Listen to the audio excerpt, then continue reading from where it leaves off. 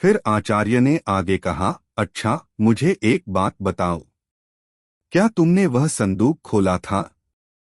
उसमें युद्ध के दूसरे भाग की जानकारी है। यह सुनते ही विजरांत फिर उदास हो गया। यह देखकर आचार्य बोले, तुम तो बिल्कुल ही गैरजिम्मेदार हो। तुम्हारे पास 7 दिन हैं, 7 साल नहीं। तुम इतने लापरवाह कैसे हो सकते हो? आचार्य कुछ देर सोचते रहे, फिर बोले, संदूक बाहर निकालो और एकाग्र हो जाओ। विजरांत ने तुरंत शक्ति महल से मिली अंगूठी को रगड़ा और उसके भीतर से संदूक बाहर निकाल लिया। फिर उसने आचार्य के कहे अनुसार ध्यान लगाना शुरू किया। कुछ समय तक ध्यान करने के बाद वह अपने चारों ओर की सभी आवाजों से पूरी तरह कट गया। उसकी पीठ के पीछे स्थित चक्र जागृत हो गया, जिससे प्रकाश निकलने लगा। वह प्रकाश धीरे धीरे उसके पूरे शरीर में फैलने लगा।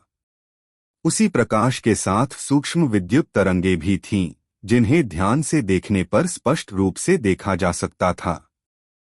आचार्य के निर्देशानुसार जब विजरांत ने अपनी ऊर्जा को सामने रखे संदूक की ओर केंद्रित किया, तो ऊर्जा संदूक की ओर जाने लगी और संदूक खुल गया।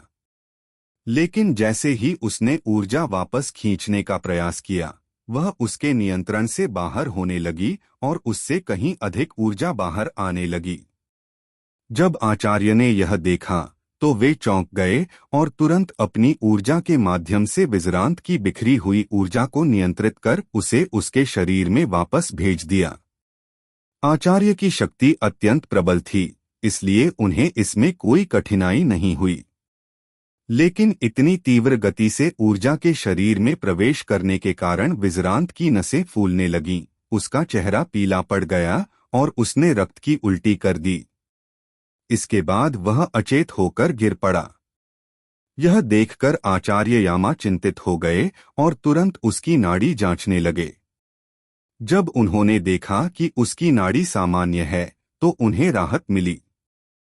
सब कुछ ठीक जानकर आचार्य यामा ने धीमे स्वर में कहा, यह लड़का वास्तव में एक महान योद्धा का पुत्र है और अत्यंत भाग्यशाली भी। लेकिन मुझे यह देखकर आश्चर्य हो रहा है कि इसके मूलाधार चक्र की शक्ति सामान्य लोगों के चक्रों से कहीं अधिक है। बल्कि यह कहना भी गलत नहीं होगा कि इसके मूलाधार चक्र की शक्ति मेरी शक्ति से भी अधिक है। यह लड़का बहुत भाग्यशाली है, लेकिन इसके शरीर पर बने ये दिव्य चिन्ह अत्यंत विशेष हैं। क्या इसके माता पिता तांत्रिक थे? उन्होंने यह बात बहुत धीमे स्वर में कही। सुबह हो चुकी थी। जब सूर्य की पहली किरणें विजरांत के चेहरे पर पड़ी, तो उसकी आंखें खुल गईं। उसके पूरे शरीर में असहनीय पीड़ा थी। आचार्य यामा ने उसे उठने में सहायता की और एक पत्थर के सहारे बैठा दिया। आचार्य को सामने देखकर विजरांत बोला, आचार्य, मेरे साथ क्या हुआ था? मैं बेहोश कैसे हो गया? क्या मैंने संदूक खोल दिया था? यह सुनकर आचार्य मुस्कुराने लगे, लेकिन उन्होंने कुछ नहीं कहा। आचार्य को मुस्कुराते देखकर विजरांत ने फिर कहा, आचार्य, मैं आपसे कुछ पूछ रहा हूं और आप मुस्कुरा रहे हैं। विजरांत की बात सुनकर आचार्य बोले, अगर तुम एक साथ इतने सारे प्रश्न पूछोगे तो मैं उत्तर कैसे दूंगा? यह सुनकर विजरांत बोला, आचार्य, आप ऐसे समय में भी मजाक कर रहे हैं। जब आचार्य ने देखा कि विजरांत गुस्से में उठने की कोशिश कर रहा है, तो उन्होंने उसे रोकते हुए कहा, ठीक है, मैं तुम्हें सब कुछ बता देता हूँ। फिर आचार्य ने उसे पिछली रात की पूरी घटना बताई, कैसे उसकी आंतरिक शक्ति नियंत्रण से बाहर हो गई थी और कैसे आचार्य की सहायता से उसे संभाला गया, जिसके कारण वह अचेत हो गया था।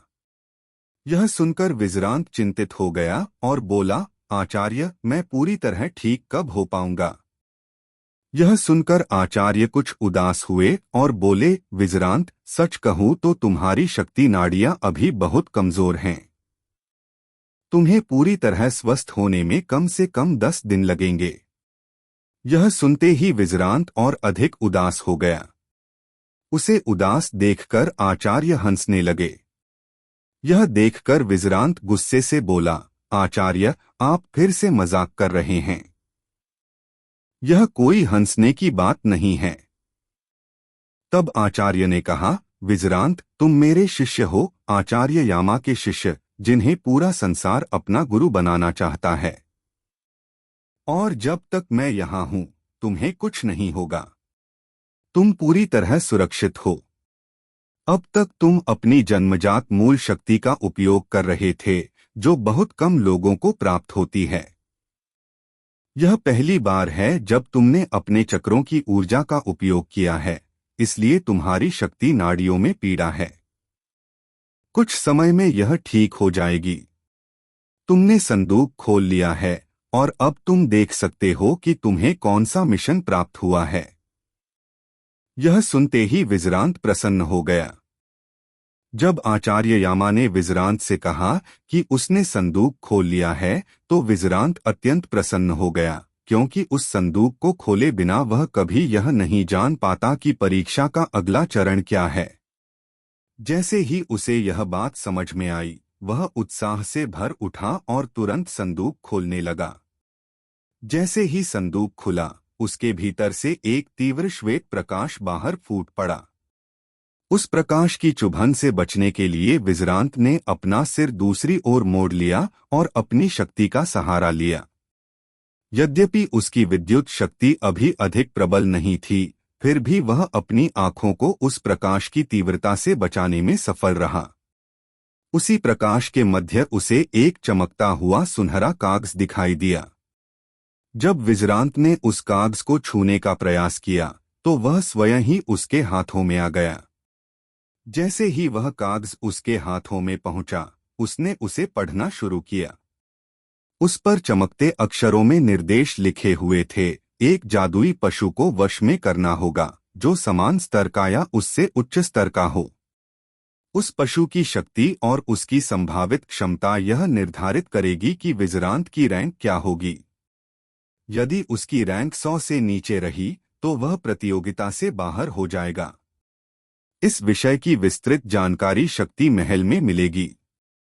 पशु को वश में करने के लिए किसी भी विधि का प्रयोग किया जा सकता है, पर किसी बाहरी शक्तिशाली योद्धा की सहायता नहीं ली जा सकती।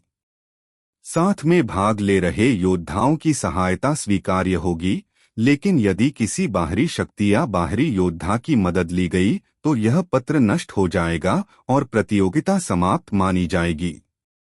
यह पढ़ते ही विजरांत स्तब्ध रह गया। उसने आश्चर्य से आचार्य यामा की ओर देखा और बोला कि यह परीक्षा अत्यंत खतरनाक है, क्योंकि प्रथम स्तर का योद्धा किसी भी द्वितीय स्तर के पशु से कमजोर होता है और इसमें योद्धा की जान भी जा सकती है। विजरांत की बात सुनकर आचार्य यामा मुस्कुराए और बोले कि इस परीक्षा का उद्देश्य केवल साम्राज्य के लिए शक्तिशाली योद्धाओं की नई पीढ़ी खोजना नहीं है। सच्चाई यह है कि इस परीक्षा को पार करने के लिए हर संभव प्रयास करना होगा। जो 100 योद्धा चुने जाएंगे, वे किसी भी स्थिति में सामान्य सैनिकों से अधिक शक्तिशाली होंगे और आगे उन्हें जंगलों में रहना होगा, जहां एक छोटी सी भूल भी जीवन को संकट में डाल सकती है। जब तक जीवन दांव पर न हो, कोई अपनी वास्तविक क्षमता नहीं पहचान सकता। जैसे कोयले की खान में हीरा तभी मिलता है जब गहराई में उतरा जाए। इस पर विजरांत ने पूछा कि क्या अब उन्हें इंद्रपुरी के वन क्षेत्रों में जाना होगा। आचार्य यामा ने स्पष्ट किया कि वहां सामान्य योद्धा जाएंगे और साम्राज्य के सैनिक निगरानी करेंगे, ताकि किसी का जीवन संकट में न पड़े। ऐसी जगह पर वे विजरांत को सही ढंग से प्रशिक्षित नहीं कर पाएंगे। साथ ही वहां पाए जाने वाले जादुई पशु अधिकतर 5 या 6 स्तर तक ही विकसित होते हैं और ऐसे पशु 6ठे स्तर के योद्धा के सामने भी असहाय हो जाते हैं। यह सुनकर विजरांत ने तुरंत पूछा कि फिर वे कहाँ जाएंगे। कुछ क्षण सोचने के बाद आचार्य यामा ने कहा कि वे काली पहाड़ी के रहस्यमय वन में जाएंगे, जहां निरंतर वर्षा और बिजली गिरती रहती है, और वह स्थान विजरांत की विद्युत शक्ति के विकास के लिए अत्यंत उपयुक्त है। साथ ही वहां दिव्य पशु भी पाए जाते हैं। यह सुनते ही विजरांत घबरा गया और बोला कि वहां जाना निषिद्ध है और उस क्षेत्र में प्रवेश के लिए कम से कम तृतीय स्तर का योद्धा होना आवश्यक है। आचार्य यामा मुस्कुराए और बोले कि प्रतियोगिता में भाग ले रहे योद्धाओं को साम्राज्य में कहीं भी पशुओं का शिकार करने की अनुमति होती है, हालांकि उन्हें किसी प्रकार की सहायता नहीं दी जाती। उन्होंने यह भी कहा कि भय की कोई आवश्यकता नहीं है, क्योंकि वे इतने शक्तिशाली हैं कि यदि काली पहाड़ी के सभी रहस्यमय दिव्य पशु भी एक साथ आ जाएं, तो भी वे विजरांत को कुछ नहीं होने देंगे। केवल कुछ आवश्यक वस्तुएं खरीदनी होंगी जो थोड़ी महंगी हैं। इस पर विजरांत ने बताया कि उसके पिता ने जाते समय उसके लिए कुछ धन छोड़ा था जो एक कार्ड में है, और यदि वह कम पड़ा तो वह दुकानदार को बाद में चुका देगा। यह था आज का अध्याय। कहानी अभी बाकी है। अगले एपिसोड में सामने आएंगे नए मोड़, नई चुनौतियां और नई शक्तियां। देखते रहिए, जुड़े रहिए, कहानी जारी है।